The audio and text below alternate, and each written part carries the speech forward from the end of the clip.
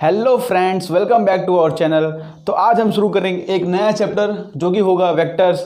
ये वेक्टर जो चैप्टर है ये मैकेनिक्स पढ़ने के लिए बहुत ही इंपॉर्टेंट चैप्टर है। मैकेनिक्स की स्टार्ट करने से पहले हमको वेक्टर्स चैप्टर की जानकारी होनी चाहिए। तो आज हम लेके आ गए एक नया चैप्टर जो कि है वेक्टर्स। लेकिन आज हमारा पहला लेक्चर है, इसलिए हम चैप्टर में सिर्फ बेसिक सी बातें करेंगे। हम चैप्टर कर लेंगे इंट्रोडक्शन कि वेक्टर्स क्या होता है, वेक्टर की क्या ज़रूरत पड़ गई हमको फिजिक्स के अंदर और कहाँ से वेक्टर आया। उसके बाद देखेंगे वेक्टर को कैसे रिप्रेजेंट किया जाता है, किस सिंबल से रिप्रेजेंट किया जाता है, वो हम आगे सीखने वाले हैं। फिर देखेंगे important points to remember. Vectors के अंदर कुछ इंपॉर्टेंट पॉइंट्स होते हैं उसके एडिशन सब्ट्रैक्शन के, वो हम देखेंगे। और लास्ट में देखेंगे हम टाइप्स ऑफ वेक्टर्स। तो आज ये चार चीज़ करने वाले हैं चैप्टर के अंदर। ये सारे बेसिक्स से कॉन्सेप्ट्स हैं, इसको देख लो जिससे आगे के वीडियो में आपको मज़ा आएगा। तो एक नए जोश के साथ शुरू करते हैं एक नया चैप्टर जो कि है वेक्टर्स। तो उसका इंट्रोडक्शन ले लेते हैं हम पहले। तो वेक्टर का इंट्रोडक्शन लेते हैं हम। सबसे पहले समझते हैं कि वेक्टर की हमको ज़रूरत क्या पड़ी। तो आपने फर्स्ट चैप्टर में पढ़ा होगा यूनिट एंड मेजरमेंट में कि फिजिकल क्वांटिटीज़ क्या होती हैं। मैंने समझाया था फिजिकल क्वांटिटी क्या होती है। फिजिकल क्वांटिटी ऐसी क्वांटिटी होती है जिसके पास एक न्यूमेरिकल वैल्यू होता है, न्यूमेरिकल वैल्यू, और उसके पास होता है यूनिट। तो क्वांटिटी जिसके पास न्यूमेरिकल वैल्यू हो और यूनिट हो उसको हम कहते हैं फिजिकल क्वांटिटी। जैसे उसका एग्जांपल लेते हैं, हमने लिखा था यहाँ पर 2 किलोग्राम एग्जांपल लेते हैं। तो 2 जो हो जाएगा न्यूमेरिकल वैल्यू हो जाएगा और जो केजी है उसका यूनिट हो जाएगा। और इस दोनों को मिला के हम क्या बोलते थे, ये इसका मैग्नीट्यूड है। मैग्नीट्यूड 2 किलोग्राम क्या है, एक मैग्नीट्यूड है, एक नंबर को दिखा रहा है कि हाँ 2 किलोग्राम है। जैसे 2 मीटर ले लिया हमने यहाँ पर, तो 2 जो है न्यूमेरिकल वैल्यू है और मीटर जो है उसका यूनिट है और ये उसका मैग्नीट्यूड है। ओके, ये मैग्नीट्यूड किसका है, लेंथ का मैग्नीट्यूड होता है, यूनिट होता है मीटर। ओके, तो फिजिकल क्वांटिटीज़ के अंदर न्यूमेरिकल वैल्यू और यूनिट होती हैं। बट हमको वेक्टर की ज़रूरत कहाँ पड़ी। जो सारे फिजिकल क्वांटिटीज़ होते हैं वो सिर्फ जो मैग्नीट्यूड होता है उससे सफिशिएंट नहीं थे वो डिफाइन होने। मेरे कहने का मतलब ये है कि कुछ फिजिकल क्वांटिटीज़ ऐसे भी थे जिसको सिर्फ मैग्नीट्यूड से डिफाइन नहीं किया जा सकता, उसके लिए उसको डायरेक्शन भी रिक्वायरमेंट थी। जैसे पहले एग्जांपल लेते हैं हम डिस्प्लेसमेंट का। यहाँ पर डिस्प्लेसमेंट जो होता है वो shortest distance travel by body होता है। क्या होता है, shortest distance between initial and final point, यह travel by body between initial and final point. तो जैसे कि फॉर एग्जांपल बॉडी कोई ऐसा मूवमेंट कर रहा है, ये पॉइंट ए है और ये हमारा पॉइंट बी है, तो दो पॉइंट के बीच में जो शॉर्टेस्ट डिस्टेंस होगा उसको हम कहते हैं डिस्प्लेसमेंट। तो ये हो जाएगा हमारा, ये जो है इसको तो डिस्टेंस कहते हैं जो टोटल डिस्टेंस मूव किया, और जो शॉर्टेस्ट डिस्टेंस होता है दो बॉडी के बीच में उसको हम कहते हैं डिस्प्लेसमेंट। यहाँ से पूरा मूव किया इसको डिस्टेंस कहते हैं, और जो शॉर्टेस्ट डिस्टेंस होगा उसी को हम कहते हैं डिस्प्लेसमेंट। तो डिस्प्लेसमेंट को डिफाइन करने के लिए सिर्फ मैग्नीट्यूड सफिशिएंट नहीं था। तो एक एग्जांपल समझते हैं कि सपोज यहाँ पर एक बॉय है। देखो एक एग्जांपल समझते हैं, यहाँ पर एक बॉय है, ठीक है, वो अपने घर पर है, ठीक, और यहाँ पर है उसका स्कूल, ठीक है। सपोज यहाँ पर है उसका स्कूल, समझ लेते हैं ये है उसका स्कूल। ये बॉय जो है क्लास 10th में था, उसने क्लास 10th पास किया या लॉकडाउन की वजह से मास प्रमोशन मिल गया और वो जाना चाहता है स्कूल पर, ठीक है। उसका पहला स्कूल था, उसने साइंस ले लिया 11th में और वो जाना चाहता है स्कूल। तो उसकी मम्मी ने स्कूल में उसका एडमिशन करवाया था, तो उसने अपनी मम्मी से पूछा कि मम्मी स्कूल कहाँ है। तो मम्मी उसको बता रही है कि स्कूल जो है 5 किलोमीटर्स दूर है। मम्मी ने क्या बताया कि स्कूल जो है कितना किलोमीटर दूर है, 5 किलोमीटर दूर है। बच्चा जो है एक्साइटमेंट था, उसको लग रहा है 11th साइंस से बहुत मज़ा आएगा, एकदम खुश था। देखते हैं क्या होता है 11th साइंस में। तो एकदम एक्साइटमेंट में उसने घर से निकल गया वो, बट घर से वो कहाँ निकल गया उसको पता नहीं था किस तरफ जाना है। तो घर से निकल गया, इस तरफ चला गया वो 5 किलोमीटर, घर से इस डायरेक्शन में चला गया वो 5 किलोमीटर।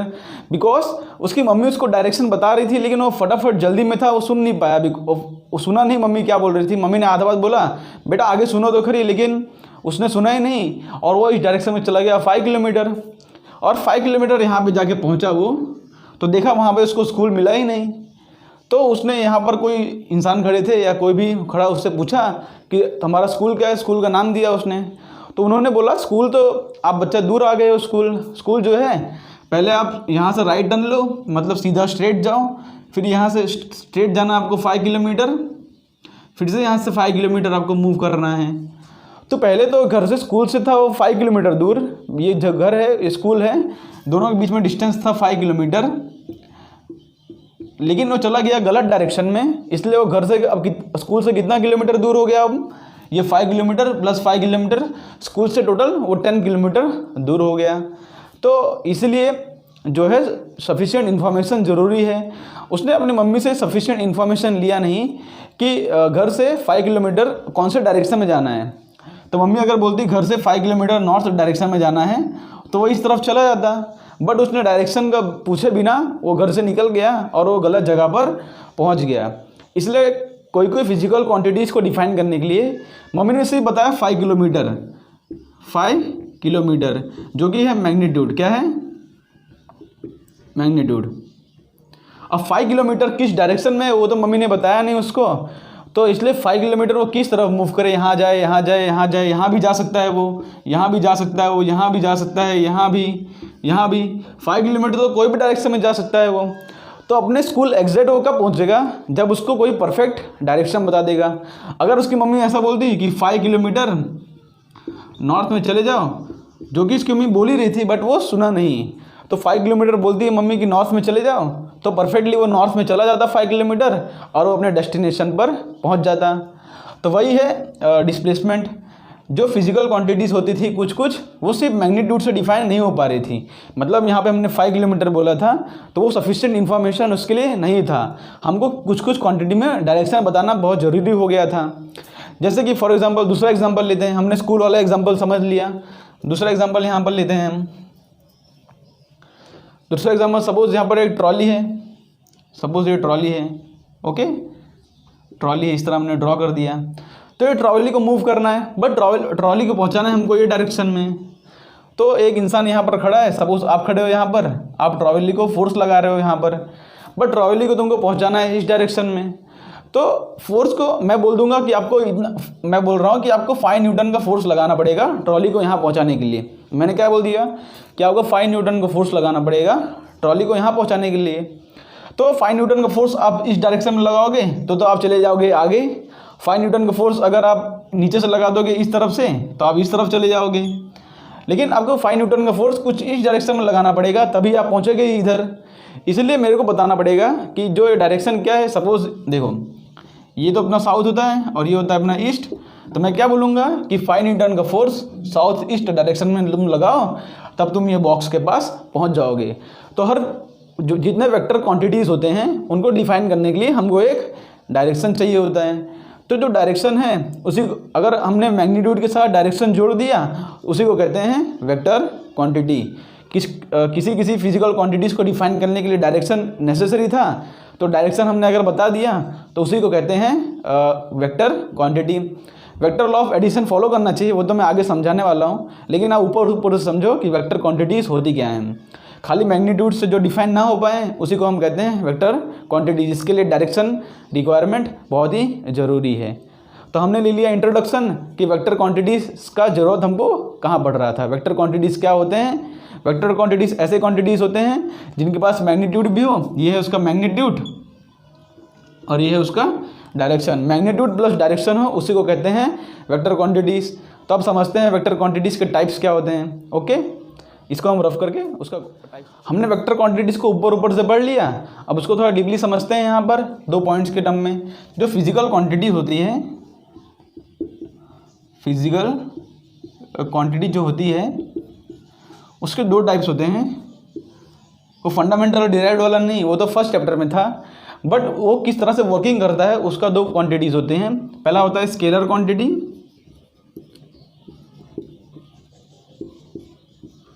और दूसरा होता है वेक्टर क्वांटिटी। ये तो आपने थोड़ा 9-10 में पढ़ा होगा इसका डेफिनेशन क्या होता है। ये स्केलर क्वांटिटी है और वेक्टर क्वांटिटी है। फिजिकल क्वांटिटीज़ के 2 टाइप्स होते हैं, scalar quantity and vector quantity. और फंडामेंटल और डिराइव्ड वाला वो तो फर्स्ट चैप्टर में पढ़ा था कि किस तरह से उसके यूनिट्स डिपेंड करते हैं, उसको हमने फंडामेंटल और डिराइव्ड में तोड़ा था। और यहाँ पर स्केलर और वेक्टर में क्या होता है, किस तरह से उसका वर्किंग है, उस तरह हमने तोड़ा है यहाँ पर। तो स्केलर क्वांटिटी जो होता है उसके पास सिर्फ मैग्नीट्यूड होता है, सिर्फ मैग्नीट्यूड होता है, मैग्नीट्यूड होता है। जैसे कि एग्जांपल लेते हैं हम यहाँ पर, एग्जांपल लेते हैं मास, दूसरा एग्जांपल लेते हैं हम यहाँ पर टाइम, तीसरा एग्जांपल लेते हैं यहाँ पर टेम्परेचर। तो एग्जांपल को हम 1 बाय 1 समझते हैं। जैसे कि मास हो गया, मास मैंने बोल दिया आपको कि 2 kg आप जाके सामान लेके आ जाओ, या मैंने किसी को बोल दिया कि 2 kg सामान लेके आ जाओ, तो मेरे को बताने की ज़रूरत नहीं है कि आप यहाँ से लेके आओ, वहाँ से लेके आओ, यहाँ से लेके आओ। मेरे को सामान कितना चाहिए, 2 kg। अब उसको पटक के लेके आओ, हाथ पे लेके आओ, कैसे भी लेके आओ, वो काम आपका है, लेकिन सामान मेरे को क्या चाहिए, 2 kg, और वो लेके भी आ जाएगा 2 kg। मेरे को उसके लिए डायरेक्शन डिफाइन करने की ज़रूरत नहीं है। इसलिए जो मास हो जाएगा वो कौन सा क्वांटिटी हो जाएगा, स्केलर क्वांटिटी। स्केलर क्वांटिटी का डायरेक्शन, मैग्नीट्यूड तो उसका होता है बट डायरेक्शन उसका डिफाइन करना जरूरी नहीं है, मीन्स स्केलर क्वांटिटी का डायरेक्शन नहीं होता। जैसे टाइम है, टाइम को मैं बोलूँगा कि 2 सेकेंड हो गया, 4 सेकेंड हो गया, कि 4 सेकेंड ऊपर 4 सेकेंड नीचे, ऐसा तो बोलेंगे नहीं हम कि ऊपर से देखें तो 4 सेकेंड, नीचे से देखें 2 सेकेंड, ऐसा तो है नहीं। टाइम हम बोलते हैं कि 2 आवर्स होता है, 3 आवर्स होता है, 1 second, 2 second, 2 minutes, 3 minutes. Time के लिए भी हमको डायरेक्शन डिफाइन करने की ज़रूरत नहीं है, सिर्फ मैग्नीट्यूड बोल देंगे हम कि 2 सेकेंड हो गया, 5 सेकेंड हो गया, या 10 सेकेंड हो गया, तो उतना सफिशिएंट है, उसके बारे में हमको कंप्लीट इन्फॉर्मेशन मिल जा रहा है। लेकिन और देखो यहाँ पर तो टाइम देख लिया हमने, मास और टेम्परेचर। जैसे किसी बॉडी का टेम्परेचर मेजर करें हम, 53 डिग्री सेल्सियस हो, या वाटर का बॉइलिंग पॉइंट होता है 100 डिग्री सेल्सियस, ओके, तो हम बोलते हैं वाटर का बॉइलिंग पॉइंट है 100 डिग्री सेल्सियस। हम ऐसा तो नहीं बोलते ऊपर से 100 डिग्री सेल्सियस है, इस डायरेक्शन में 50 डिग्री सेल्सियस है, या इस डायरेक्शन में 100 है, ऐसा तो बोलते नहीं है। वाटर का ओवरऑल टेम्परेचर कितना होता है, 100 होता है उसका बॉइलिंग पॉइंट। तो जो टेम्परेचर होता है उसके लिए भी हमको मैग्नीट्यूड डिफाइन करने की, डायरेक्शन डिफाइन करने की ज़रूरत नहीं है। ऐसे और एक्स्ट्रा भी बहुत क्वांटिटी होते हैं, स्पीड होता है, और बहुत डॉट डॉट बहुत सारे होते हैं। जस्ट हमने थोड़े बहुत एग्जाम्पल ले लिए हैं जिससे कि आपको ऊपर से समझ पड़े। अब देखो वेक्टर क्वांटिटीज़ क्या होते हैं। वेक्टर क्वांटिटीज़ ऐसे क्वांटिटी होते हैं जिसके पास मैग्नीट्यूड तो होता ही है, प्लस उसके पास डायरेक्शन भी रिक्वायरमेंट होती है, डायरेक्शन भी उसका रिक्वायरमेंट होता है। मैग्नीट्यूड है, डायरेक्शन, और तीसरा सबसे मेन पॉइंट जो आप लोग हमेशा ध्यान देते नहीं हो, उसको लिखते भी नहीं हो, जनरली सबको इतने पता होता है, 9-10 में इतना पढ़ाया जाता है कि मैग्नीट्यूड और डायरेक्शन हो तो उसको वेक्टर क्वांटिटी बोलते हैं।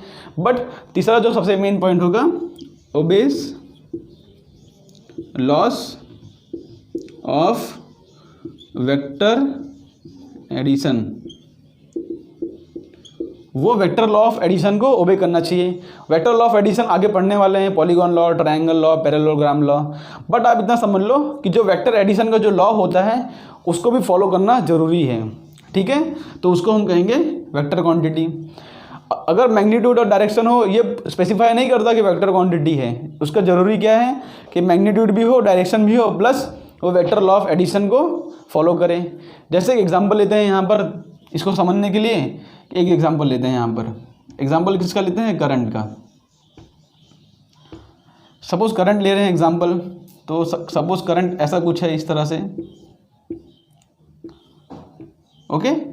तो करंट सपोज यहाँ पर 5 एम्पियर है, करंट का हमने मैग्नीट्यूड बता दिया 5 एम्पियर और 5 एम्पियर, और 5 + 5 जोड़ के यहाँ पर चला जाएगा 10 एम्पियर, ठीक है। करंट का एग्जांपल हमने क्या लिया, यहाँ पर 5 एम्पियर उसका मैग्नीट्यूड था, यहाँ पर 5 एम्पियर होगा, और दोनों का एडिशन हो जाएगा यहाँ पर 10 एम्पियर। तो करंट जो है उसके पास मैग्नीट्यूड है, और करंट जो है इसके पास डायरेक्शन भी है, बट करंट जो है वेक्टर लॉ ऑफ एडिशन को क्या बोलते हैं, वेक्टर लॉ ऑफ एडिशन को फॉलो नहीं करता, बिकॉज ये दोनों क्वांटिटीज़ के बीच में कुछ एंगल होगा। तो डिफरेंट एंगल्स पर अगर हम vector law of addition follow करते हैं तो डिफरेंट एंगल्स पर करंट की डिफरेंट वैल्यूज आने चाहिए थी। मीन्स हम करंट को कुछ इस तरह अगर करें, हमने यहाँ पर एंगल कम कर दिया है, यहाँ पर ये θ1 है और ये θ2 है, θ2 इज लेस देन θ1। अगर हम θ2 हमने कम कर दिया तो हम इसका अगर 5 एम्पियर और 5 एम्पियर करें तो यहाँ पर कुछ दूसरा आंसर आना चाहिए था, बट इसमें भी इस कंडीशन में इसका आंसर 10 ही आता है। इसको वेरीफाई कर सकते हो, आगे बढ़ोगे भी।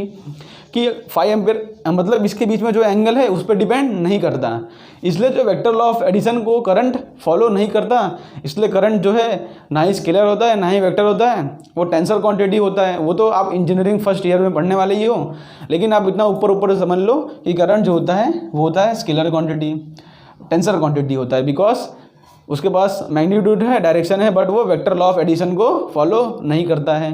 तो ये एग्जांपल से हम समझ गए कि वेक्टर क्वांटिटी जो है उसका मैग्नीट्यूड, डायरेक्शन और obeys vector law of addition. इसके कुछ एग्जांपल देखें तो एग्जांपल हो गया फोर्स हो गया एग्जांपल, दूसरा एग्जांपल हो जाएगा डिस्प्लेसमेंट। डिस्टेंस जो होता है वो होता है स्केलर, डिस्टेंस होता है वो होता है स्केलर। समझाता हूँ दोनों के बीच में डिफरेंस आपको। और फोर्स, डिस्प्लेसमेंट, वेलोसिटी हो गया, एक्सेलरेशन हो गया। तो ये सब किसके एग्जांपल्स हैं? ये सब वेक्टर क्वांटिटीज़ के एग्जांपल्स हैं। फोर्स, डिस्प्लेसमेंट, वेलोसिटी, एक्सेलरेशन, इसको समझते हैं। जैसे कि फोर्स मैंने आपको समझाया यहाँ पर कि एक ब्लॉक हो तो किस डायरेक्शन में फोर्स लग रहा है बताना बहुत ज़रूरी है। जैसे कि एग्जांपल समझते हैं यहाँ पर, इसको रफ करके हम समझते हैं।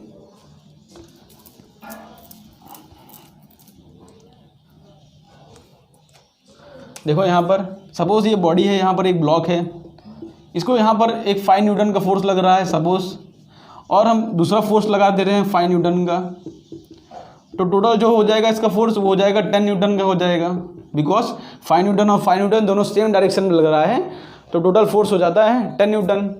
वैसे दूसरा एग्जाम्पल समझते हैं। यहाँ पर लग रहा है 5 न्यूटन इस डायरेक्शन में, और यहाँ पर लग रहा है इस डायरेक्शन में 5 न्यूटन। तो बॉडी का जो नेट फोर्स हो जाएगा, बॉडी का नेट फोर्स क्या हो जाएगा यहाँ पर, और 5 - 5 0 हो जाएगा, बॉडी का नेट फोर्स हो जाता है 0। जो फोर्स होता है उसके लिए डायरेक्शन डिफाइन करना जरूरी है। अगर सेम डायरेक्शन में लग रहा है तो देखो ऐड हो रहा है, अपोजिट डायरेक्शन में लग रहा हो तो सब्ट्रैक्ट हो रहा है।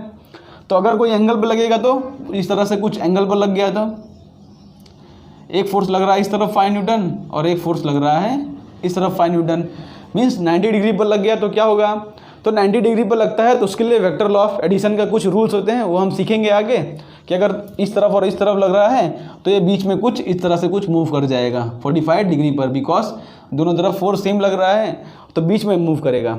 जैसे कि ये मार्कर है, इसको हम यहाँ से और यहाँ से दोनों तरफ से फोर्स लगाएं तो ये मार्कर कुछ इस तरह से मूव करेगा, इस तरह से, क्योंकि इस तरफ से और इस तरफ से फोर्स बराबर लग रहा है तो कुछ बीच में मूव करेगा। वो सब तो आगे सीखने वाले हैं, आप खाली इतना समझ लो कि वेक्टर क्वांटिटीज जो होता है उसको वेक्टर क्वांटिटीज़ की तरह एडिशन किया जाता है, इसलिए वो होता है, उसके पास मैग्नीट्यूड भी है, डायरेक्शन भी है, और वेक्टर लॉ ऑफ एडिशन को वो फॉलो करता है। डिस्प्लेसमेंट भी हमने समझ लिया यहाँ पर कि सपोज एक ऑब्जेक्ट है, यहाँ गया 5 मीटर और वहाँ से उसका मन हुआ वापस वो लौट के आ गया, यहाँ पर इस तरफ लौट के आ गया 4 मीटर। तो नेट डिस्प्लेसमेंट क्या होता है, between initial and final position हो जाएगा, नेट डिस्प्लेसमेंट हो जाएगा 1 मीटर। तो हम डिस्प्लेसमेंट यहाँ पर लिखेंगे, तो हम लिखेंगे सपोज ये है ए और ये है प्लस बी, तो हम लिखेंगे 5 + -4, तो हमारा आंसर आ जाएगा 1 आ जाएगा।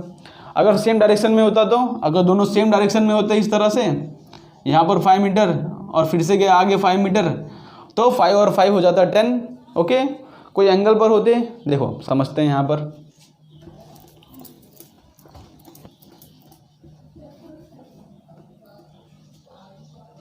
कोई एंगल पर हो, देखो पहले 5 मीटर इस तरफ मूव किया, दूसरी बार फिर से इसने 5 मीटर इस तरफ मूव किया, तो टोटल डिस्प्लेसमेंट इसका हो जाएगा 10 मीटर। अगर अपोजिट डायरेक्शन में मूव किया तो यहाँ पर 5 मीटर, यहाँ पर 4 मीटर, तो नेट डिस्प्लेसमेंट हो जाएगा इसका, नेट डिस्प्लेसमेंट इसका हो जाएगा 1 मीटर, बिकॉज इनिशियल और फाइनल पोजीशन के बीच में जो डिस्टेंस है वो हो जाएगा 1 मीटर, 5 - 4 हो जाएगा 1। और थर्डली अगर कुछ ऐसे मूव कर रहा है ये, तो देखो 5 मीटर पहले इस तरफ मूव किया, पहले 5 मीटर इस तरफ मूव किया, उसके बाद 5 मीटर कुछ इस तरफ मूव किया, उसका जो नेट डिस्प्लेसमेंट होगा, और 5 और 5 का पाइथागोरस थ्योरम से आप ढूंढ सकते हो कि 5 को √5² + 5², तो ये साइड कितना होगा, उससे हमको मिल जाएगा कि इसका नेट डिस्प्लेसमेंट क्या होगा। तो वेक्टर एडिशन को डिस्प्लेसमेंट भी फॉलो करता है, इसलिए वो हो जाएगा वेक्टर क्वांटिटी। इस तरह से वेलोसिटी और एक्सेलरेशन ये सारे होते हैं वेक्टर क्वांटिटीज़। ओके, तो वेक्टर क्वांटिटीज़ के बारे में आगे सीखते हैं। इसको हमारा अब हमारा नेक्स्ट टॉपिक हो जाएगा representation of A vector. Vector क्या होता है और कौन से क्वांटिटीज़ वेक्टर कहते हैं हमने समझा। अब देखते हैं कि वेक्टर को कैसे रिप्रेजेंट करते हैं। हमारा नेक्स्ट टॉपिक हो जाएगा रिप्रेजेंटेशन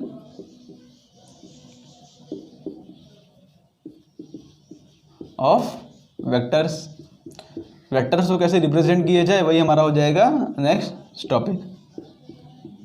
तो एक्चुअली वेक्टर्स क्या होता है, एक क्वांटिटी जिसका मैग्नीट्यूड और डायरेक्शन हो। तो मीन्स डायरेक्शन को डिफाइन करने के लिए हमको कोई एलिमेंट चाहिए जिससे हम वेक्टर को रिप्रेजेंट कर सके। तो वेक्टर को किससे रिप्रेजेंट करते हैं हम, वेक्टर को हम रिप्रेजेंट करते हैं बाय एरो, बिकॉज एरो जो होता है एकदम परफेक्टली डायरेक्शन दिखाने के लिए काम आता है। तो वेक्टर को हम किससे रिप्रेजेंट करते हैं, एक एरो से। ठीक है, इस तरह से हम वेक्टर को रिप्रेजेंट करते हैं। एरो के कुछ पार्ट्स होते हैं और कुछ टर्म्स होते हैं, वो समझते हैं। देखो एरो का इस पार्ट को कहते हैं हम हेड कहते हैं, और एरे को इस पार्ट को हम कहते हैं टेल। इनिशियल पॉइंट जो होगा उसको हम कहते हैं टेल, और जहाँ पे एरो पॉइंट कर रहा होगा इस तरह उसको हम कहते हैं हेड। हम और कुछ समझते हैं, इसका जो लेंथ होगा, length of arrow, length of arrow क्या डिफाइन करेगा, magnitude of vector, magnitude of vector. मतलब जितना बड़ा उसका एरो रहेगा उतना ज़्यादा उसका मैग्नीट्यूड रहेगा। जैसे एग्जांपल लेते हैं, हमने 5 न्यूटन फोर्स बोला, तो 5 न्यूटन फोर्स के लिए कुछ इतना मैग्नीट्यूड रहेगा, तो अगर 10 न्यूटन बोलेंगे तो उसका डबल हो जाएगा। तो जितना ज़्यादा लेंथ उतना ज़्यादा मैग्नीट्यूड। 2.5 न्यूटन बोले तो इसका आधा हो जाएगा। तो जो लेंथ ऑफ द एरो क्या डिफाइन करता है, length of the arrow define करता है मैग्नीट्यूड। और इसका जो ये एरो है, मीन्स इसका जो टिप है, ये हमको क्या डिफाइन करता है, ये डिफाइन करता है डायरेक्शन। एरो इस तरफ है, मीन्स इसका डायरेक्शन कुछ इस तरह से होगा। एरो हमने इस तरह ड्रॉ कर दिया तो इसका डायरेक्शन इस तरफ होगा, और ये उसका लेंथ होगा।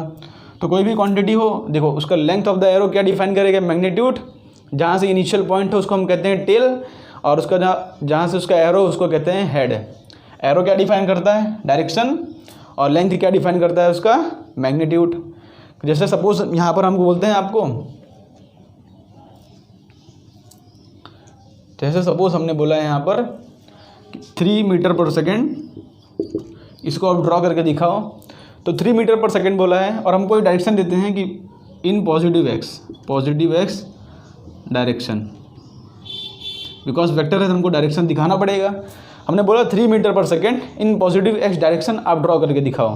तो कैसे ड्रॉ करेंगे इसको, पहले हम उसको स्केल लेते हैं। हमने 3 सेंटीमीटर की लाइन खींच लिया है। यहाँ पर हमने कितना सेंटीमीटर का लाइन खींचा, 3 सेंटीमीटर का लाइन खींच दिया, और पॉजिटिव एक्स डायरेक्शन में हमने लाइन ले लिया, बिकॉज ये होता है पॉजिटिव एक्स डायरेक्शन, ये होता है नेगेटिव एक्स डायरेक्शन। तो 3 मीटर पर ये हमने 3 सेंटीमीटर का लाइन ले लिया।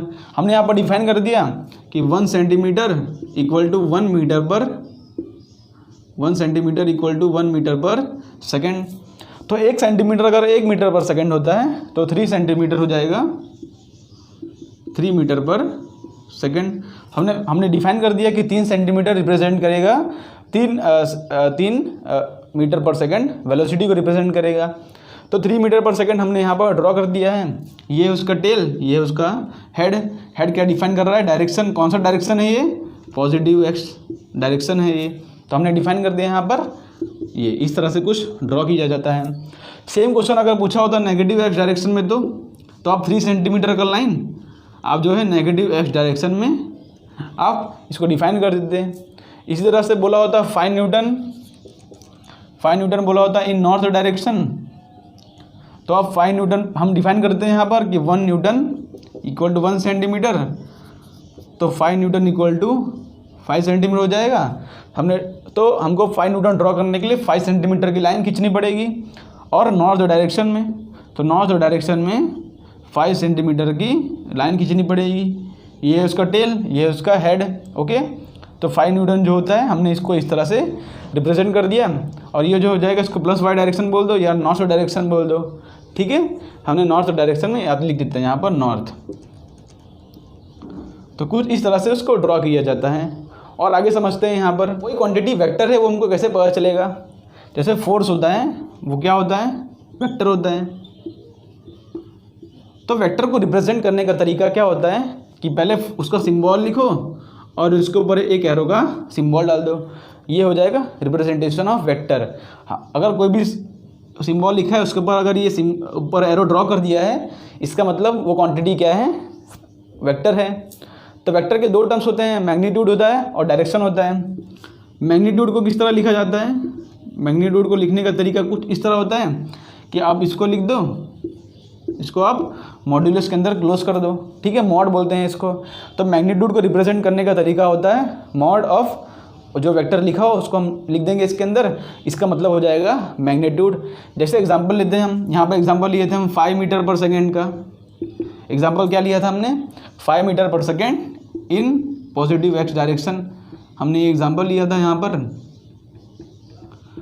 तो मैग्नीट्यूड पूछा, ये एफ मैग्नीट्यूड सॉरी फोर्स लिखा है ना यहाँ पर, तो हम यहाँ पर न्यूटन ले लेते हैं। Okay, 5 Newton in positive x direction. तो हमने एफ किसके लिए डिफाइन किया, फोर्स के लिए। तो 5 न्यूटन जो हो जाएगा हमारा हो जाएगा मैग्नीट्यूड, हमारा क्या हो जाएगा मैग्नीट्यूड। और डायरेक्शन के लिए हम क्या डिफाइन करते हैं, डायरेक्शन के लिए हम लिखते हैं एफ लिखते हैं और उसके ऊपर एक कैप डाल देते हैं, ऐसा इस तरह का कैप डालते हैं, तो ये उसको डायरेक्शन रिप्रेजेंट करता है। हमारा डायरेक्शन क्या हो जाएगा यहाँ पर, पॉजिटिव एक्स डायरेक्शन। ये पॉजिटिव एक्स इसमें तो भी चलेगा। ओके, तो वेक्टर को ये होता है वेक्टर, ये हमारा वेक्टर। तो वेक्टर का मैग्नीट्यूड कुछ इस तरह से रिप्रेजेंट किया जाता है और वेक्टर का डायरेक्शन कुछ इस तरह से रिप्रेजेंट किया जाता है। वेक्टर का जो मैग्नीट्यूड होता है कोई कोई बुक में इस तरह से भी रिप्रेजेंट कर देते हैं, खाली इस तरह लिख दिया, खाली एफ लिख दिया, उसका मतलब समझ लो कि उसका मैग्नीट्यूड दिया है। ओके, उसके बाद एरो मार दिया तो वेक्टर है, और कैप लिखा हो तो वो पॉजिटिव एक्स डायरेक्शन हो। तो वेक्टर कौन से क्वांटिटीज से बना होता है, मैग्नीट्यूड और डायरेक्शन से। तो कैसे लिखेंगे हम वेक्टर को, वेक्टर इज इक्वल टू, ये हो जाएगा हमारा मैग्नीट्यूड और ये हो जाएगा हमारा डायरेक्शन। डायरेक्शन क्या है हमारा पॉजिटिव एक्स, तो हमारा इसको हम लिखते हैं कुछ इस तरह से। समझ पड़ा यहाँ पे, वेक्टर जो होता है हमने इसको वेक्टर को ऊपर पॉजिटिव एरो से डिफाइन कर दिया यहाँ पर। ओके सॉरी, एरो से डिफाइन कर दिया, और मैग्नीट्यूड को हमने एक मॉड्यूलस के अंदर क्लोज कर दिया, डायरेक्शन के ऊपर कैप लगा दिया। तो वेक्टर कौन से दो क्वांटिटी से बना होता है, वेक्टर बना होता है मैग्नीट्यूड से एंड डायरेक्शन से। तो मैग्नीट्यूड उसका ये हो गया और ये उसका डायरेक्शन, तो रिप्रेजेंटेशन करने का तरीका कुछ ये होता है। ओके, तो हम इसको समझ गए यहाँ पर। तो इसको हम आगे देखते हैं इसके अंदर। तो आप समझ गए कि वेक्टर को रिप्रेजेंट कैसे किया जाता है। वेक्टर को रिप्रेजेंट किया जाता है उसके ऊपर एरो मार के, इसको हम रेस्पेक्ट देते हैं वेक्टर को। ये एरो लगा है मतलब समझ जाओगे कि आप वेक्टर हो। वेलोसिटी लिखा रहेगा तो ऐसे एरो लिखा रहेगा वेलोसिटी में, डिस्प्लेसमेंट लिखा रहेगा डी के ऊपर एरो लिखा रहेगा। इसी तरह से जो भी लिखा हो अगर उसके ऊपर एरो है, हम समझ लेंगे कि वो क्वांटिटी क्या है, वेक्टर क्वांटिटी है। स्केलर क्वांटिटी को नॉर्मल रिप्रेजेंट किया जाता है और वेक्टर क्वांटिटीज़ को ऊपर एरो से। तो अब देखते हैं, सपोज यहाँ पर दो पॉइंट है, देखो ये पॉइंट मूव कर रहा है ए से लेके बी तक। तो हम बोला नहीं है कि कौन सी क्वांटिटी है, हमने बोला कि ये कोई क्वांटिटी है ए से लेकर बी तक है। तो इसको वेक्टर में कैसे रिप्रेजेंट करेंगे हम, वेक्टर में ए से जा रहा है बी तक, हम लिखेंगे ए बी और उसके ऊपर डाल देंगे वेक्टर। मीन्स इसका डायरेक्शन कहाँ से हो गया, direction is from A to B. अब क्वांटिटी कुछ भी हो सकती है, फोर्स हो, वेलोसिटी हो, डिस्प्लेसमेंट हो, बट तो जा रही है ए से लेके बी तक, तो ए बी उसका डायरेक्शन हो। तो हमने यहाँ पर एरो मार के लिख दिया ए बी होगा उसका डायरेक्शन।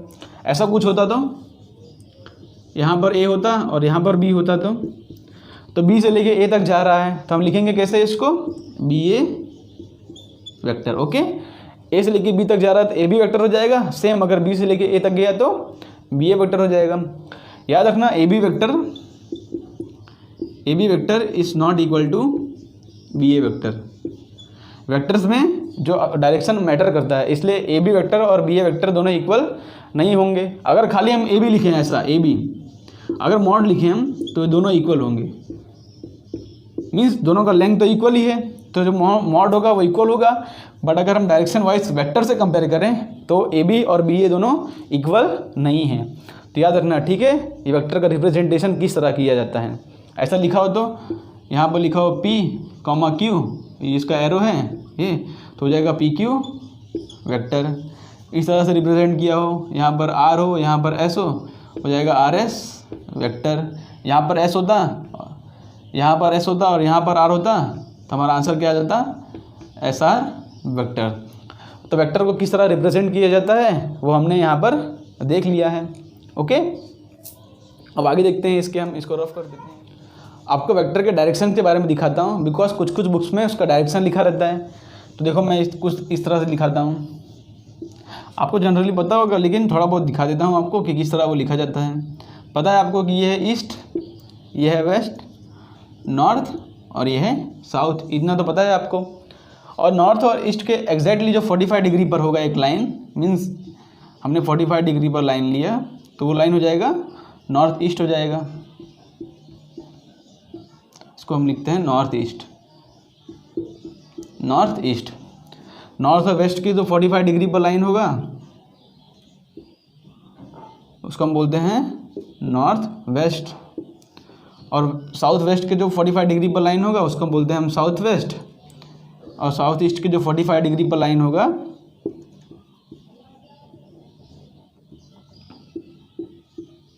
इसको हम बोलते हैं साउथ वेस्ट। तो ये कुछ डायरेक्शन होती है जिसको आपको हमेशा याद रखना है। तो फॉर एग्जांपल अगर किसी क्वेश्चन में ऐसा कुछ दिया हो, ऐसा दिया हो क्वेश्चन में कोई एंगल दिया हो यहाँ पर, जैसे हम इसको ड्रॉ करते हैं यहाँ पर, ये पॉइंट तो आप समझ गए। तो यहाँ पर हम कोई एंगल ड्रॉ करते हैं, सपोज हमने यहाँ पर ड्रॉ कर लिया, हमने यहाँ पर ड्रॉ कर लिया ये 30 डिग्री, ये हमारा नॉर्थ और ये हमारा ईस्ट।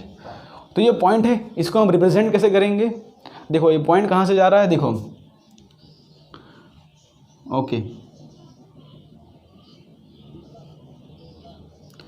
तो पॉइंट जो है ईस्ट से लेके नॉर्थ तक जा रहा है, तो इसको लिखा कैसे जाएगा, 30 डिग्री है और जा रहा है ईस्ट से लेके नॉर्थ तक, तो हम लिखेंगे 30 degree north from east.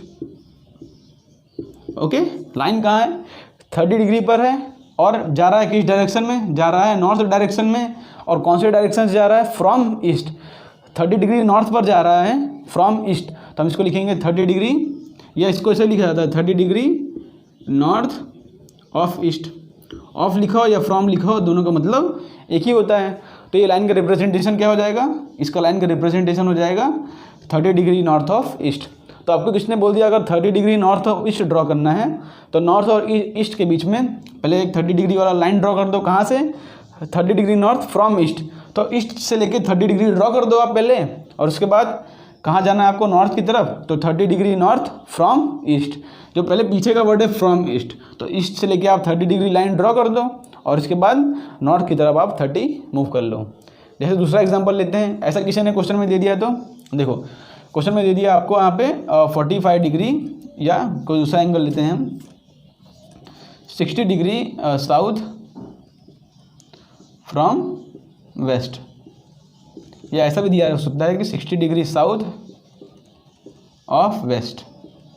Okay, तो 60 डिग्री साउथ ऑफ वेस्ट ऐसा किसी ने बोल दिया, तो पहले आप साउथ और वेस्ट ड्रॉ कर लो। देखो ये हमारा वेस्ट और ये हमारा साउथ, बोला 60 degree south of west means from west. तो वेस्ट से हमको चालू करना है और कितना डिग्री ड्रॉ करना है, 60 डिग्री।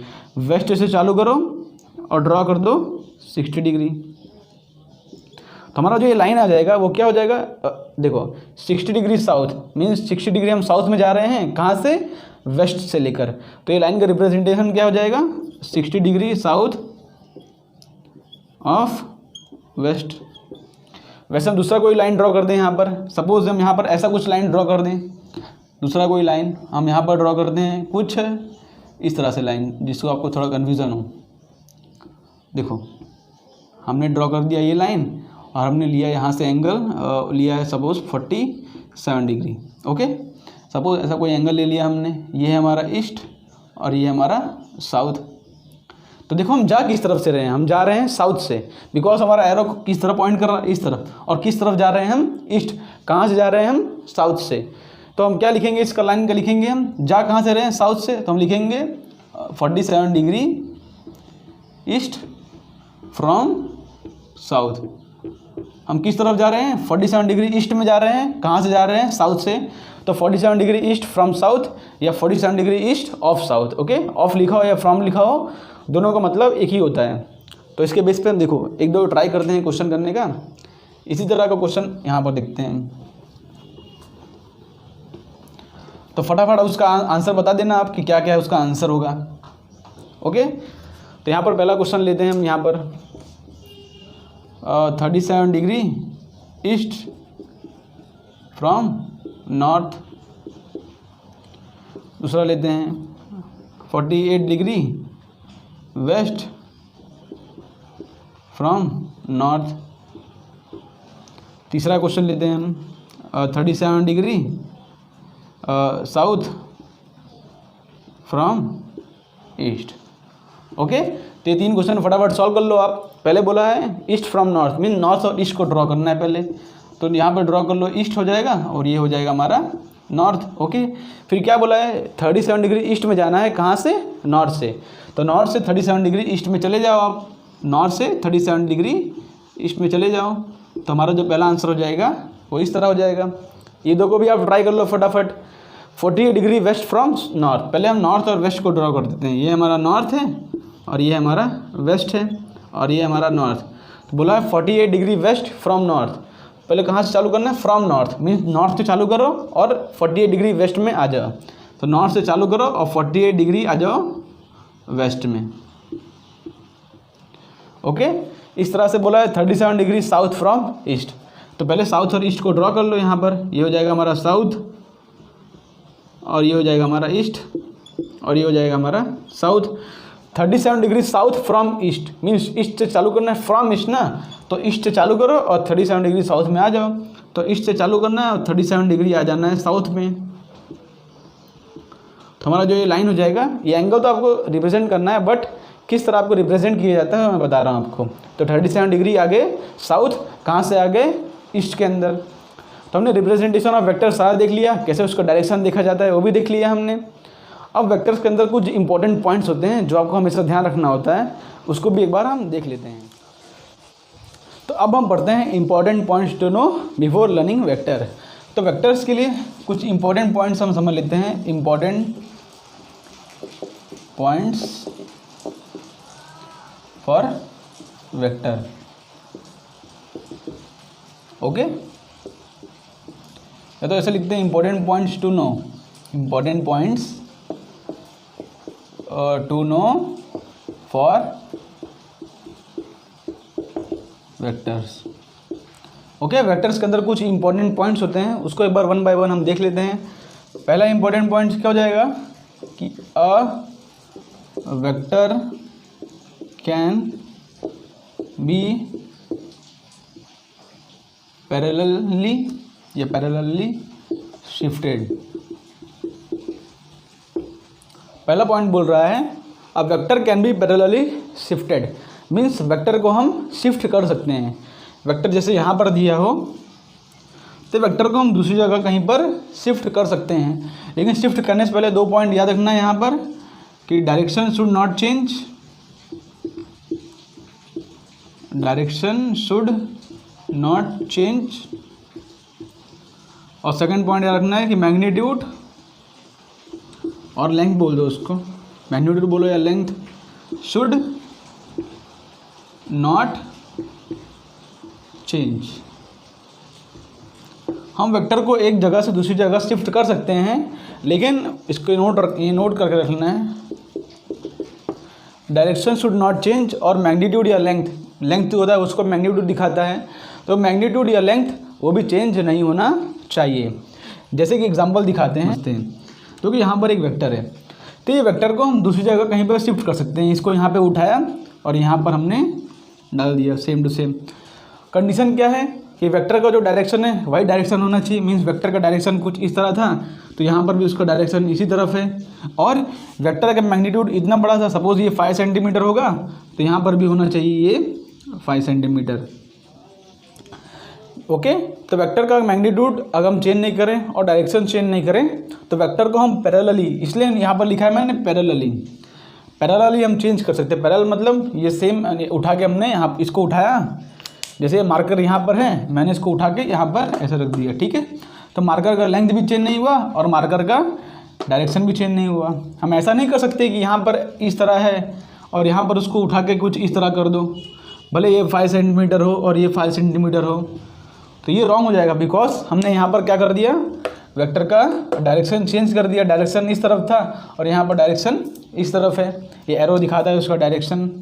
ऐसा भी नहीं कर सकते हम कि यहाँ पर 5 सेंटीमीटर का था और यहाँ पर हमने डायरेक्शन सेम रखा बट मैग्नीट्यूड छोटा कर दिया। मैग्नीट्यूड भी छोटा नहीं कर सकते हम, यहाँ पे हो जाएगा 4 सेंटीमीटर। ओके, तो यहाँ पर हम 4 सेंटीमीटर लिख दिया, तो ये भी रॉन्ग है बिकॉज यहाँ पर 5 सेंटीमीटर था, यहाँ पर 4 सेंटीमीटर कर दिया। मैग्नीट्यूड भी हम चेंज नहीं कर सकते, डायरेक्शन और मैग्नीट्यूड दोनों चेंज नहीं कर सकते, पर अगर दोनों सेम हो तो हम वेक्टर को पैरेलली शिफ्ट कर सकते हैं। तो देखते हैं इसका फ़ायदा क्या होता है, पैरेलल शिफ्ट करने का फ़ायदा क्या होता है।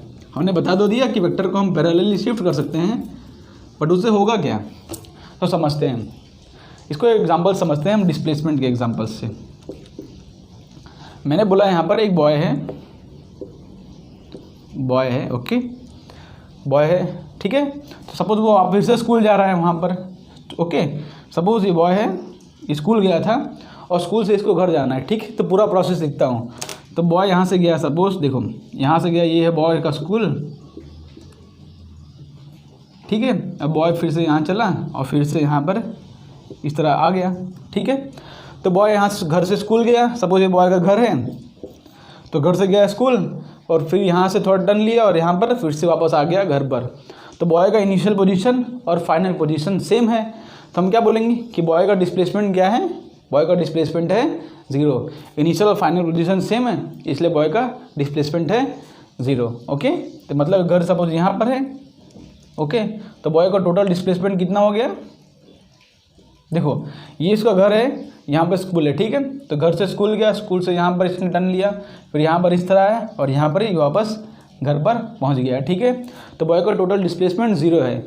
लेकिन हम इसको प्रूफ कैसे करेंगे, मैं पूछूंगा आपका इसका डिस्प्लेसमेंट 0 क्यों है, तो आप बोलोगे इनिशियल और फाइनल पोजीशन सेम है इसलिए डिस्प्लेसमेंट 0 है। बट इसका प्रूफ क्या है, इसका प्रूफ हम वेक्टर से लेते हैं। सपोज देखो यहाँ पर हम इस तरह से 4 क्वाड्रेंट ड्रॉ करते हैं, ठीक है। आप यहाँ पर बोलोगे कि नेट डिस्प्लेसमेंट 0 है, बट नेट डिस्प्लेसमेंट 0 मतलब क्या होता है उसको समझते हैं। यहाँ पर हमने क्या बोला है, वेक्टर को हम पैरेलली शिफ्ट कर सकते हैं। देखो ये जो वेक्टर है इसको मैं उठा के, सपोज ये जो वेक्टर है यहाँ पर, इसको मैं उठा के डाल दे रहा हूँ यहाँ पर, ठीक है। ये वेक्टर को मैंने उठा के डाल दिया यहाँ पर, ओके। इसको ब्लैक पेन से रिप्रेजेंट करता हूँ, ब्लैक पेन से इसको रिप्रेजेंट करता हूँ। जो सेम वेक्टर था इसको मैंने उठा के डाल दिया यहाँ पर, ओके। उसके बाद जो ये वेक्टर है इसको मैं उठा के डाल देता हूँ यहाँ पर। उसका मैग्नीट्यूड चेंज नहीं करना है और डायरेक्शन चेंज नहीं करना है। इसका डायरेक्शन इस तरफ था तो मैंने इस तरफ रखा, इसका डायरेक्शन इस तरफ था तो मैंने इस तरफ रखा। और ये जो है इसको मैं पैरेलली शिफ्ट करता हूँ यहाँ पर, ठीक है। मैग्नीट्यूड भी सेम रखना है और ये है इसको मैं शिफ्ट करता हूँ यहाँ पर। तो हमने क्या बोला कि बॉय का डिस्प्लेसमेंट यहाँ पर 0 है, मीन्स जो नेट डिस्प्लेसमेंट है बॉय का 0 है। तो नेट डिस्प्लेसमेंट का मतलब क्या होता है, देखो हम देखेंगे यहाँ पर कि यहाँ का डिस्प्लेसमेंट और यहाँ का डिस्प्लेसमेंट दोनों इक्वल है, तो ये दोनों नेट के इक्वल से कैंसिल आउट हो जाएंगे। नेट मतलब कि अगर हम नेट डायरेक्शन लेकिन नेट डायरेक्शन किस तरफ जा रहा है, तो आप बोलोगे ना ही इस तरफ जा रहा है ना ही इस तरफ, बिकॉज इस तरफ और इस तरफ दोनों तरफ इक्वल है, तो नेट डायरेक्शन इसका 0 हो जाएगा। और इस तरफ भी देखेंगे तो ये और ये इक्वल है, इसलिए ये दोनों भी कैंसिल हो जाएगा। इसलिए बॉय का हम बोलते हैं यहाँ पर कि नेट डिस्प्लेसमेंट क्या है, बॉय का नेट डिस्प्लेसमेंट है 0। तो आप समझ पड़ा कि बॉय का डिस्प्लेसमेंट हम 0 क्यों लिखते हैं अगर इनिशियल और फाइनल पोजीशन सेम हो तो। अगर सेम नहीं हो तो इनिशियल और फाइनल पोजीशन, अगर सपोज फाइनल पोजीशन बॉय का कुछ यहाँ पर हो इस तरह पर, तब बॉय का डिस्प्लेसमेंट 0 नहीं होगा। इनिशियल तब बॉय का डिस्प्लेसमेंट कितना होगा, ये पॉइंट होगा, shortage distance between initial and final position, यह है बॉय का डिस्प्लेसमेंट हो जाएगा तब। और तब हम इसको कैसे रिप्रेजेंट करेंगे, हमारे पास ये 3 वेक्टर्स है, ओके। तो बॉय को रिप्रेजेंट कैसे करेंगे हम, उस डायरेक्शन को देखो हमारे पास ये 3 वेक्टर्स हैं 1, 2 और 3। तो इसको हम फिर से ड्रॉ कर लेते हैं यहाँ पर क्वाड्रेंट। देखो इस बार नेट डिस्प्लेसमेंट 0 नहीं आएगा। इसको हमने शिफ्ट कर लिया यहाँ पर, तो हमने लिख दिया यहाँ पर। इसको हमने शिफ्ट कर लिया यहाँ पर, तो हमने इसको लिख दिया यहाँ पर। और ये जो है इसको हमने शिफ्ट कर लिया यहाँ पर। तो देख रहे हो बॉय का नेट डिस्प्लेसमेंट किस तरफ जा रहा है। देखो ये जो है किसी से कैंसिल आउट नहीं हो रहा है, बिकॉज यहाँ पर कोई कैंसिल आउट करने वाला टर्म नहीं है, इसको भी कैंसिल आउट करने वाला कोई टर्म नहीं है। तो बॉय का जो नेट डिस्प्लेसमेंट हो रहा है वो, सॉरी ये जो तीसरा फोर्स ये था, ओके, तो तीसरा फोर्स हम देखते हैं इस तरफ कुछ। तो बॉय को देख रहे हो नेट डिस्प्लेसमेंट कहाँ आ रहा है, कुछ नीचे नीचे की तरफ आ रहा है। देखो ये इस तरफ जा रहा है, ये नीचे की तरफ आ रहा है, ये इस तरफ जा रहा है। कुछ कैंसिल आउट करने वाला टर्म नहीं है। तो इसका जो आंसर आ रहा है वो हम लोग फाइंड करेंगे तो कुछ इस तरफ उसका आंसर आ जाएगा। हम लोग अगर नेट फाइंड करेंगे तब। ओके, तो बॉय का इस समय नेट डिस्प्लेसमेंट 0 नहीं है, बिकॉज कैंसिल आउट करने वाले कोई टर्म नहीं है। तो हमने समझ लिया कि वेक्टर को पैरेलली शिफ्ट करते हैं तो उसका फ़ायदा क्या होता है, हमने देख लिया इसको। जैसे कि एक दूसरा एग्जांपल लेते हैं। यहाँ पर हम उस एक ऑब्जेक्ट है, मीन्स उसने इतना ट्रैवल किया यहाँ पर, फिर यहाँ पर गया, फिर यहाँ पर गया और फिर वापस इनिशियल पोजीशन पर आ गया। तो इसको भी आप प्लॉट करोगे क्वाड्रेंट के अंदर तो इसका भी नेट डिस्प्लेसमेंट कितना आ जाएगा, लिखते हैं यहाँ पर नेट डिस्प्लेसमेंट कितना है, इक्वल टू 0। तो क्वाड्रेंट वाइज देख लोगे आप शिफ्ट करके, पैरेलली शिफ्ट करके। इसको जो है यहाँ पर शिफ्ट कर दो, मैग्नीट्यूड भी सेम रखना है तो मैग्नीट्यूड भी सेम रखते हैं। ओके, सपोज ये 10 है, 10 10 10। Okay, suppose 10 meter 10 meter 10 meter 10 meter. Okay, तो हमने यहाँ पर लिख दिया 10 मीटर। ओके, उसके बाद ये जो है इसको हमने यहाँ पर रख दिया 10 मीटर। ये वाला जो है इसको हमने पैरेलली शिफ्ट कर दिया यहाँ पर, ये हो जाएगा 10 मीटर। और जो ये वाला है उसको हमने पैरेलली शिफ्ट कर दिया यहाँ पर। तो आप देख रहे हो इससे ये कैंसिल आउट हो जाएगा और इससे ये कैंसिल आउट हो जाएगा। तो बॉडी का नेट डिस्प्लेसमेंट कितना आ गया, नेट डिस्प्लेसमेंट आ गया 0। फोर्स के टर्म में भी समझ सकते हो। जैसे कि एक कोई बॉडी है, हम देखते हैं वहाँ पर फोर्स के टर्म में। देखो फोर्स के टर्म में समझते हैं इसको हम, इसको यहाँ पर रफ करके। देखो जैसे कोई बॉडी है, यहाँ पर एक ब्लॉक है, उसके ऊपर इस डायरेक्शन में फोर्स लग रहा है 10 न्यूटन, यहाँ पर फोर्स लग रहा है 5 न्यूटन। ओके, इस डायरेक्शन में फोर्स लग रहा है 10 न्यूटन, इधर फोर्स लग रहा है उसका 5 न्यूटन और इधर फोर्स लग रहा है उसका 10 न्यूटन। ओके, मैं पूछूंगा बॉडी का नेट डिस्प्लेसमेंट क्या होगा, तो आप इसको कैसे बताओगे। आप डायरेक्टली देख के तो बता नहीं सकते कि बॉडी का नेट डिस्प्लेसमेंट क्या होगा। तो हम इसको पैरेलली शिफ्ट करके एक तरह से हम इसको फाइंड करेंगे तो हम बॉडी का नेट डिस्प्लेसमेंट बता सकते हैं। देखो ये 10 है और 5 है तो हम इसको टोटल 15 लिख सकते हैं, बिकॉज दोनों सेम डायरेक्शन में तो एडिशन हो जाता है। तो इसका टोटल क्या आ जाएगा यहाँ पर 15। ओके, हम देखते हैं बॉडी का नेट डिस्प्लेसमेंट कहाँ आ रहा है। देखो हम इसको ड्रॉ करते हैं क्वाड्रेंट वाइज सिस्टम में। ये 10 न्यूटन है तो हमने 10 न्यूटन यहाँ पर ड्रॉ कर दिया लेंथ वाइज, ये हमारा 10 न्यूटन। और ये भी नीचे भी 10 न्यूटन है तो हमने यहाँ पर पैरेलली शिफ्ट कर दिया इसको 10 न्यूटन। देखो डायरेक्शन ना चेंज किया, ना ही मैंने मैग्नीट्यूड चेंज किया। यहाँ पर 15 न्यूटन है तो 15 न्यूटन कुछ बड़ा आएगा तो 15 न्यूटन ड्रॉ कर दिया, और 5 न्यूटन है कुछ छोटा आएगा तो हमने 5 न्यूटन यहाँ पर ड्रॉ कर दिया। तो नेट देखते हैं। देखो ऊपर और नीचे का नेट तो कैंसिल हो जाएगा, 10 - 10 हो जाएगा 0। तो ये कैंसिल हो गया, बट ये दोनों कैंसिल नहीं हो रहे हैं। यहाँ पर 15 है, मीन्स यहाँ पर ज़्यादा फोर्स लग रहा है और यहाँ पर कम फोर्स लग रहा है। तो नेट किस डायरेक्शन में जाएगा, बॉक्स। देखो यहाँ पर कम फोर्स लग रहा है, यहाँ पर ज़्यादा, तो ज़्यादा फोर्स यहाँ पर लग रहा है तो बॉक्स जाएगा आगे की तरफ। हम वेक्टर से भी समझ सकते हैं, यहाँ पर 15 है, यहाँ पर 5 है, तो 15 - 5 करेंगे तो आंसर आ रहा है 10 के इक्वल। मीन्स जो बॉक्स है वो नेट किस तरफ डिस्प्लेसमेंट करेगा, इस तरफ डिस्प्लेसमेंट करेगा। कितना न्यूटन, देखो इस तरफ कितना फोर्स लग रहा है नेट, वो लग रहा है नेट फोर्स लग रहा है 15 - 5 10 न्यूटन। तो बॉडी का जो डिस्प्लेसमेंट होगा वो इस तरफ जाएगा। ओके, ये बॉडी 10 न्यूटन के फोर्स से इस तरफ से डिस्प्लेसमेंट करेगा। तो हमने पहला पॉइंट समझ लिया कि वेक्टर को पैरेलली शिफ्ट करते हैं और उसका फ़ायदा क्या होता है वो हमने एग्जाम्पल से समझ लिया। अब दूसरा टाइप देखते हैं, समझते हैं सेकेंड पॉइंट। सेकेंड पॉइंट क्या होता है, एंगल पे बेस्ड होता है। Important points for vector. तो for finding angle, first join vector from tail to tail and then take smaller of both angles। ठीक है, तो हमारा सेकेंड पॉइंट क्या हो जाएगा कि वेक्टर्स का एंगल कैलकुलेट करने के लिए क्या करना होता है, पहले वेक्टर को टेल से टेल ज्वाइन करना होता है और उसके बाद दोनों के बीच का स्मॉलर एंगल लेना होता है। इसको एक एग्जांपल से समझते हैं। यहाँ पर सपोज यहाँ पर एक वेक्टर दिया है ये है 10 न्यूटन का और ये कुछ एंगल पर है, ठीक है। ये एंगल हमको दे दिया है 60 डिग्री। और दूसरा कोई वेक्टर है, दूसरा वेक्टर है कुछ इस तरह से, या हाँ ठीक है, चलो दूसरा वेक्टर है इस तरह से, और इसका भी हमको एंगल दे दिया है विथ एक्स एक्सिस। सपोज हमको एंगल दे दिया है, ये कितना एंगल है, सपोज हमको दे दिया है 120 डिग्री, ठीक है। हमको ये एंगल दे दिया है एक्स एक्सिस के रेफरेंस में, वो कितना है 120। मैं बोल रहा हूँ कि इसका भी जो है 10 न्यूटन है, ठीक है। मैं बोल रहा हूँ कि दोनों वेक्टर्स के बीच में एंगल फाइंड करो। तो रूल क्या है, for finding angle first join vector from tail to tail. ये है वेक्टर का टेल और यहाँ है ये वेक्टर का टेल, ठीक है। पहले दो वेक्टर्स के टेल्स को ज्वाइन कर दो और उसके बाद दोनों के बीच में जो स्मॉलर एंगल होगा उसको हमको लेना है। देखो तो यहाँ पर हमने ड्रॉ कर दिया पहले ये वेक्टर, कौन सा वेक्टर ड्रॉ कर दिया हमने, ये वेक्टर, और ये वेक्टर को हमने पैरेलली शिफ्ट कर दिया यहाँ पर। इसको भी आप शिफ्ट कर सकते हो इस तरफ, लेकिन मैं क्या करता हूँ, इसको मैं शिफ्ट कर देता हूँ यहाँ पर। इसको मैंने कहाँ पर शिफ्ट कर दिया, यहाँ पर। और ये जो एंगल हो जाएगा, ये एंगल कितना हो जाएगा एक्स एक्सिस से, ये जो एंगल हो जाएगा ये हो जाएगा 120 डिग्री। ओके, दिखने में कुछ अच्छा नहीं लग रहा तो ओके इसको 30 लेते हैं, बिकॉज 180 होगा तो ऐसा लाइन हो जाएगा। तो सपोज ये 30 डिग्री एंगल है और ये जो है 120 डिग्री एंगल है। तो हमने क्या कर दिया, दोनों वेक्टर को टेल से टेल ज्वाइन कर लिया। उसके बाद take smaller of the both angle, means यहाँ पर टोटल एंगल कितना आ रहा है 150, और ये जो एंगल आएगा ये 360 माइनस 150 मीन्स कितना हो जाएगा, ये हो जाएगा 210 डिग्री। तो दोनों के बीच में स्मॉलर एंगल कौन सा है, ये 150 डिग्री वाला। मैं बोलूँगा angle between vector is angle between vectors equal to 150 degree. Process क्या है, पहले टेल से टेल ज्वाइन कर दो इसको।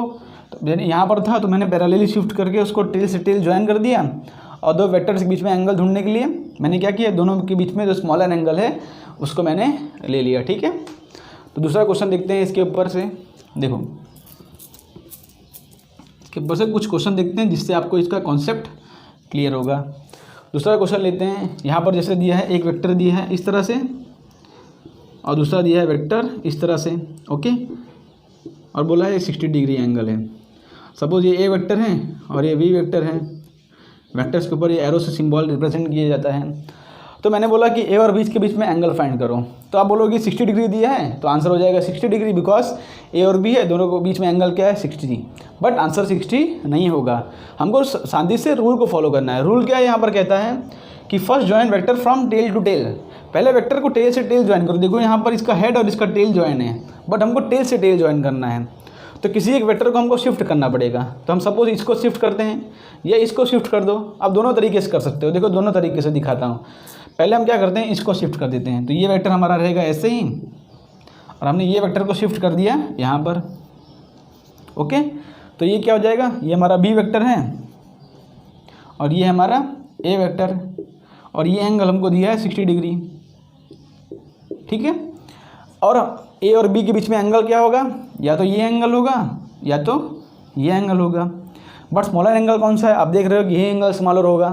तो अगर ये 60 है और ये पूरा 180 होता है तो ये हो जाएगा 120 डिग्री। तो ए और बीच में एंगल क्या आ गया, angle between A and B, angle between vector A and vector B हो जाएगा 120 डिग्री। हमने पहली बार इसको शिफ्ट किया, दूसरी बार आप इसको भी शिफ्ट कर सकते हो। देखो जैसे कि हमने इसको रखा एज इट इज़ और इसको हमने शिफ्ट कर दिया यहाँ पर इस तरह से, तो भी हमारा सेम आंसर आ जाएगा 120 डिग्री। ये है ए और ये है बी, ओके। तो एंगल बिटवीन वेक्टर को कैसे देखा जाता है, पहले दो वेक्टर्स को टेल से टेल ज्वाइन करो, उसके बाद दोनों जन के बीच में जो सबसे स्मॉलर एंगल होगा उसी को हमको लेना है, ठीक है। जो स्मॉलर एंगल होगा उसको हमको लेना है। एक बात को आपको याद और ध्यान रखना है कि जो एंगल आता है दो वेक्टर के बीच में वो 180 डिग्री से हमेशा कम होगा, ठीक है। और 0 डिग्री से 0 हो सकता है और 180 डिग्री से हमेशा कम होगा। 0 से लेकर 180 डिग्री तक होता है, ठीक है। मीन्स 180 डिग्री से ज़्यादा आपका एंगल आ रहा है दो वेक्टर्स के बीच में। सपोज आप समझ लो कुछ मिस्टेक कर रहे हो, ठीक है। तो यहाँ पर हम आगे दिखते हैं, इसका एग्जाम्पल समझते हैं। जैसे यहाँ पर एक ट्राइंगल दिया है, ये इक्विलेटरल ट्राइंगल है, ठीक है। सबके 60 डिग्री दिया है हमको। ये ए है, ये बी है और ये सी है, ओके। तो सबको 60 डिग्री एंगल दिया है, इसलिए ये हो जाता है इक्विलेटरल ट्रायंगल। अब मैं बोल रहा हूँ कि ए और सी के बीच में एंगल फाइंड करो। फाइंड एंगल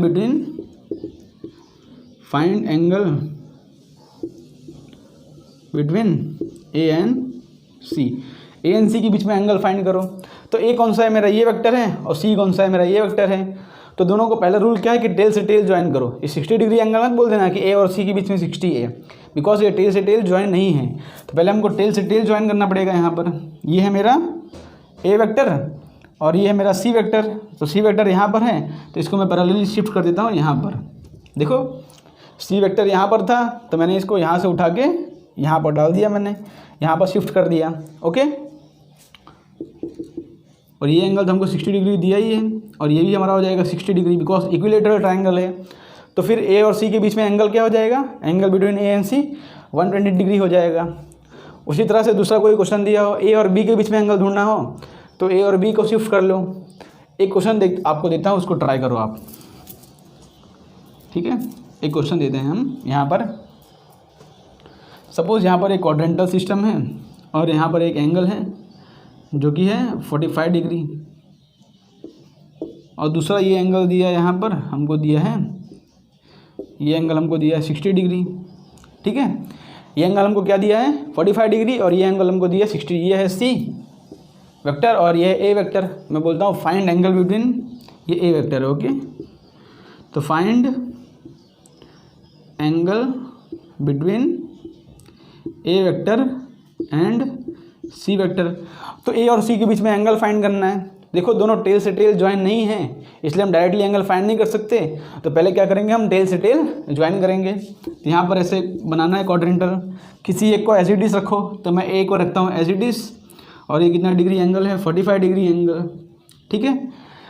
तो देखते हैं यहाँ पर, ये हमारा ए हो जाएगा, और ये 60 है तो ये हो जाएगा हमारा 30। या देखो ये एक्स एक्सिस के साथ बना रहा है 60 डिग्री एंगल, तो इसको हम शिफ्ट करेंगे यहाँ पर, इसको हमने यहाँ पर शिफ्ट कर दिया।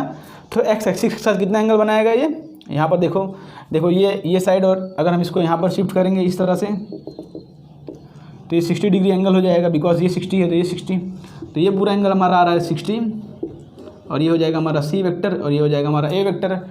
तो ए वेक्टर और सी वेक्टर के बीच में एंगल क्या होगा, ये पूरा 60 है, ये 45 है, ये हमारा हो जाएगा 15 डिग्री। तो angle between A and C क्या आ गया, angle between A vector and C vector is 15 degree, okay. तो किस तरह से एंगल फाइंड किया जाता है दोनों वेक्टर्स के बीच में, वो आप इतने एग्जांपल से समझ गए होंगे। तो हम नेक्स्ट पॉइंट देखते हैं इसका। तो नेक्स्ट पॉइंट हमारा थर्ड पॉइंट हो जाएगा, इसको हम देखते हैं। थर्ड पॉइंट क्या कहता है, if we rotate vector by 360 degree, या तो इसको 2 पाई रेडियन भी कह सकते हो आप, the vector will remain same, vector will remain same. Suppose यहाँ पर कोई वेक्टर है, ठीक है, ये हमने वेक्टर ले लिया, यहाँ पर कोई वेक्टर है, तो इसको हमने पूरा 360 डिग्री यहाँ पर रोटेट कर दिया यहाँ पर, तो इनिशियल और फाइनल पॉइंट फिर से सेम हो जाएगा, और हमने पूरा 360 डिग्री उसको रोटेट कर दिया यहाँ पर। ऐसे ले गए वेक्टर को, देखो ऐसे वेक्टर को हमने लिया और पूरा 360 डिग्री वापस आके यहाँ पर रोटेट कर दिया, तो वेक्टर फिर से अपने इनिशियल पोजीशन पर आ जाएगा। तो वेक्टर जो है वो सेम टू सेम रहेगा। बहुत ही ईजी पॉइंट था समझने के लिए कि कोई भी वेक्टर उसको 360 डिग्री रोटेट करो तो सेम वेक्टर हो जाएगा। अगर 180 डिग्री रोटेट करें तो 180 मीन्स पाई रेडियन अगर रोटेट करें इसको तो वेक्टर का डायरेक्शन अपोजिट हो जाएगा। मीन्स अगर इस डायरेक्शन में है, इसको हम 180 डिग्री यहाँ पर रोटेट कर देते हैं इस तरह से, तो वेक्टर का डायरेक्शन हो जाएगा इस तरह, मीन्स वो हो जाएगा एंटी पैरेलल वेक्टर। वो तो हम आगे देखते हैं, बट पॉइंट क्या कहता है, अगर 360 डिग्री वेक्टर को रोटेट करते हैं तो वेक्टर जो है एज इट इज रहता है, ठीक है। 180 डिग्री रोटेट करें तो हो जाएगा एंटी पैरेलल वेक्टर, उसको हम आगे समझते हैं। पैरेलल से एंटी हो जाएगा, इसलिए उसको बोलते हैं एंटी पैरेलल वेक्टर, ओके। तो इसको रफ करके, तो इसको हमने सीख लिया अभी तक कि इंपॉर्टेंट पॉइंट्स क्या क्या रिक्वायर्ड है वेक्टर्स को जानने के लिए। अब हम समझते हैं कि टाइप्स ऑफ वेक्टर्स क्या होता है, ठीक है। टाइप्स ऑफ वेक्टर को समझ लेते हैं, उसके बाद अपना लेक्चर को हम एंड करेंगे। तो अब हम समझते हैं टाइप्स ऑफ वेक्टर्स क्या होता है, ठीक है। हम लिखते हैं टाइप्स ऑफ वेक्टर्स। ट्राई करेंगे कि उसको हम आज ही ख़त्म कर सकें। तो पहला टाइप ऑफ वेक्टर क्या हो जाएगा, इक्वल वेक्टर्स। ठीक है, इक्वल वेक्टर्स क्या होता है, वेक्टर्स विच हैज, देखो मैग्नीट्यूड जिसका सेम हो, मैग्नीट्यूड सेम, डायरेक्शन सेम हो। ठीक है, तो एक ऐसा वेक्टर जिसका मैग्नीट्यूड और यूनिट भी लिख दो यहाँ पर, देखो यहाँ पर लिखो मैग्नीट्यूड एंड यूनिट सेम होना चाहिए और डायरेक्शन भी उसका सेम होना चाहिए। ठीक है, डायरेक्शन सेम। तो दो ऐसे वेक्टर जिसका मैग्नीट्यूड सेम हो और जिसका डायरेक्शन सेम हो, जैसे ये है 5 न्यूटन, ये है 5 न्यूटन, दोनों का मैग्नीट्यूड सेम है, दोनों का डायरेक्शन सेम है, दोनों का यूनिट सेम है, न्यूटन न्यूटन, तो ये दोनों वेक्टर क्या हो जाएंगे, इक्वल वेक्टर्स हो जाएंगे। ठीक है, मैग्नीट्यूड और यूनिट सेम हो और डायरेक्शन सेम हो तो उसको कहते हैं हम इक्वल वेक्टर। जैसे यहाँ पर दिया हो 3 मीटर पर सेकेंड और यहाँ पर दिया हो 3 मीटर पर सेकेंड, दोनों का लेंथ सेम है, दोनों का मैग्नीट्यूड सेम है और दोनों का डायरेक्शन सेम है, इसलिए ये भी हो जाएगा यूनिट वेक्टर। अगर ये 5 न्यूटन इस तरफ दिया हो और इस तरफ 5 न्यूटन दिया हो तो ये दोनों मैग्नीट्यूड तो सेम है बट डायरेक्शन अपोजिट है, इसलिए ये जो होगा इक्वल वेक्टर्स नहीं होगा। ठीक है, हम समझ गए यहाँ पर कि इक्वल वेक्टर्स क्या होते हैं, जिसका मैग्नीट्यूड सेम हो, डायरेक्शन सेम हो और यूनिट भी सेम हो, उसको हम कहते हैं इक्वल वेक्टर्स। और सेकंड टाइप का हमारा वेक्टर हो जाएगा, इसको यहाँ पर लिख लेते हैं, सेकंड टाइप वेक्टर हो जाएगा parallel vectors. Parallel vector simple है, और दो वेक्टर जो आपस में 0 डिग्री एंगल पर हो उसको हम कहते हैं पैरेलल वेक्टर। ये तो बहुत ही ईजी था इसका। ओके, इसमें ज़रूरी नहीं है यहाँ पर कि मैग्नीट्यूड सेम हो। ओके, मैग्नीट्यूड में डिफर, मैग्नीट्यूड में डिफर। ओके, डिफर मतलब सेम भी हो सकता है मैग्नीट्यूड और डिफरेंट भी हो सकता है, बट मेन होता क्या हो, डायरेक्शन सेम हो। ठीक है, मेन क्या होता है यहाँ पर, डायरेक्शन सेम, डायरेक्शन सेम होना चाहिए, मैग्नीट्यूड से कोई फ़र्क नहीं पड़ता। मीन्स अगर कोई वेक्टर इस तरह से है और यहाँ पर दूसरा वेक्टर इस तरह से है, दोनों का डायरेक्शन, दोनों का मैग्नीट्यूड भले अलग अलग है बट डायरेक्शन सेम है तो हो जाएंगे पैरेलल वेक्टर। डायरेक्शन सेम होना ज़रूरी है। तीसरा हो जाएगा हमारा anti parallel vector. Anti parallel vector, anti parallel means उसका मैग्नीट्यूड में सेम और नॉट, मीन्स सेम हो भी या सेम नहीं हो उससे कोई फ़र्क नहीं पड़ता, बट डायरेक्शन एग्जैक्टली अपोजिट होना चाहिए। ठीक है, डायरेक्शन होना चाहिए अपोजिट। एंटी पैरेलल मैंने समझाया था, एक वेक्टर कुछ इस तरह से हो और दूसरा वेक्टर उसके अपोजिट हो। ज़रूरी नहीं कि दोनों का मैग्नीट्यूड सेम हो, बस दोनों का डायरेक्शन अपोजिट होना चाहिए, एग्जैक्टली दोनों 180 डिग्री एंगल पर होने चाहिए। कितना एंगल होता है दोनों के बीच में, 180 डिग्री का एंगल होगा।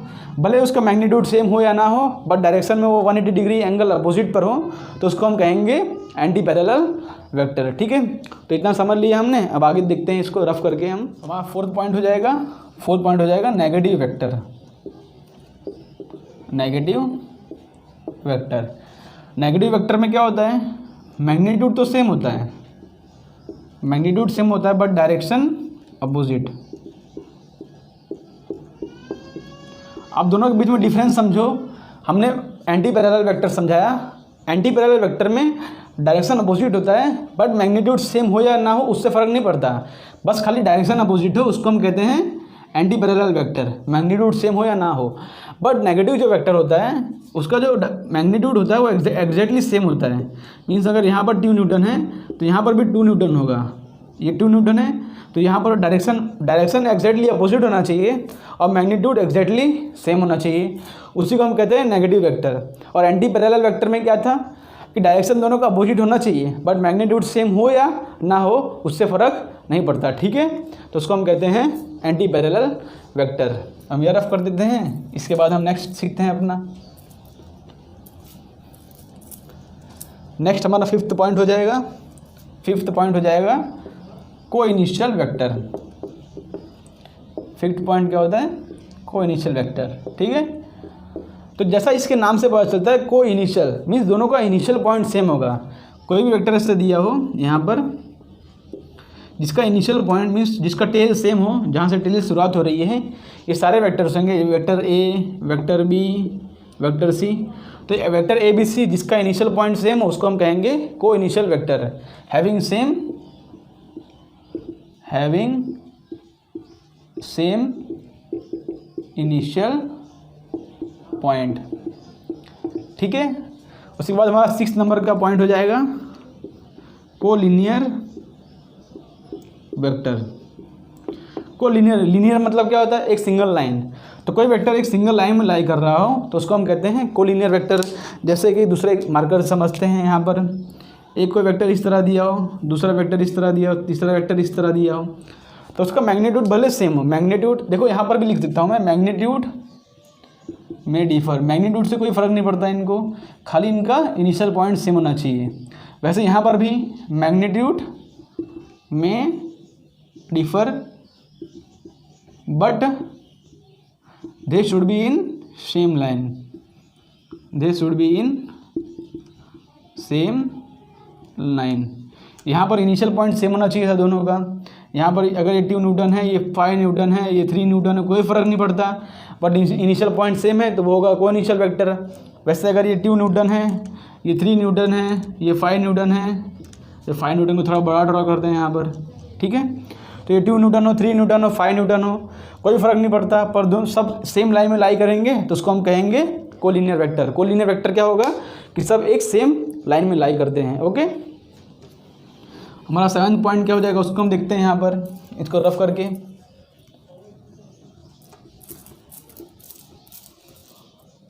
7वां पॉइंट समझते हैं यहाँ पर। 7वां पॉइंट क्या हो जाएगा हमारा, को planar vector.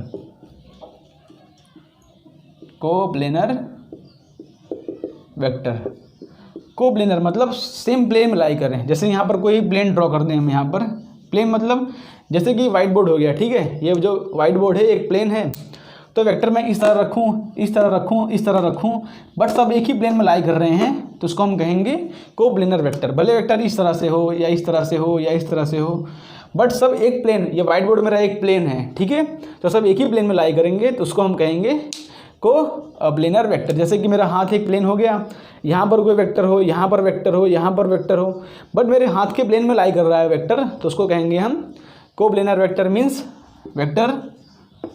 Vector line same plane, same plane में लाई करेंगे तो उसको हम कहेंगे coplanar vector.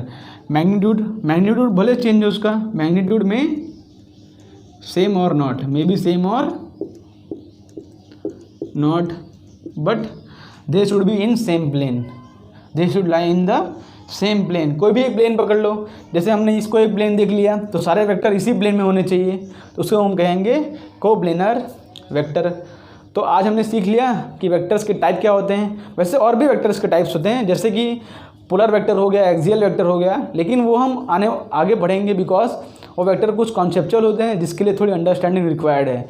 Polar vector क्या होगा, एक्सियल वेक्टर क्या होते हैं, नॉन कोप्लेनर वेक्टर क्या होते हैं, वो सब भी हम सीखेंगे। लेकिन आज के लेक्चर के लिए इतना सफिशिएंट है बेसिक के लिए कि कितने टाइप्स के वेक्टर्स होते हैं। तो आज के लिए इतना रिक्वायर्ड था, हमने सीख लिया। अब आगे हम सीखेंगे वेक्टर्स के और भी आगे कॉन्सेप्ट। तो आज के वीडियो के लिए बस इतना ही, मिलते हैं आपको नेक्स्ट वीडियो में, तब तक के लिए